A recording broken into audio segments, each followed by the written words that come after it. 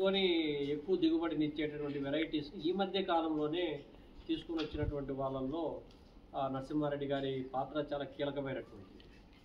తను నిరంతరము ఈ ప్రాంతంలో పండించేటువంటి పంటలో ఎట్లయితే దిగుబడి కోసము రైతులు నష్టపోకుండా ఉండడం కోసం పాటుపడ్డాడో, తన మరణానంతరం కూడా 10 మందికి ఉపయోగపడేటువంటి దేహాన్ని దానం చేయడం అనేటువంటిది అది 10 మందికి ఉపయోగపడేటువంటి ఆలోచన చేసినటువంటి వారి నిర్ణయానికి కుటుంబాన్ని వారికి కూడా అభినందనలు తెలియజేస్తా ఉన్నారు.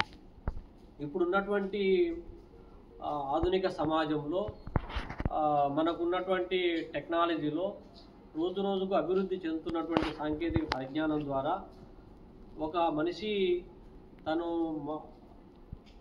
మైండెడ్ అంటే మెదడు మరణానంతరము కూడా మిగిలినటువంటి అవయవాలన్నీ దానం చేయడం ద్వారా ఇంకొకరికి జీవం పోయొచ్చు, ప్రాణం పోయొచ్చు అనేటువంటిది ఏదైతే ఉందో అటువంటి వాటిని చైతన్యవంతం చేయడము, మరణానంతరం కూడా పరిశోధనలకు ఉపయోగపడడానికి దేహాన్ని దానం చేయడం అనేటువంటిది చాలా గొప్ప విషయము.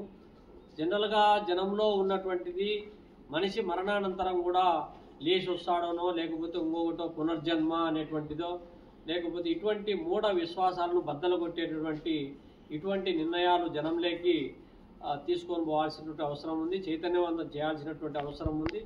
ఆ క్రమంలో ఆధునిక పరిజ్ఞానాన్ని ముందుకు తీసుకొని పోవడం ద్వారానే ఈ సమాజం ముందుకు పోతుంది, సమాజం పురోగమిస్తుంది అని చెప్పి ఈ సందర్భంగా తెలియజేస్తూ మరి ఈ నిర్ణయం తీసుకున్నటువంటి ఆ కుటుంబానికి వారికి కూడా మరోసారి అభినందనలు తెలియజేస్తా ఉన్నాను.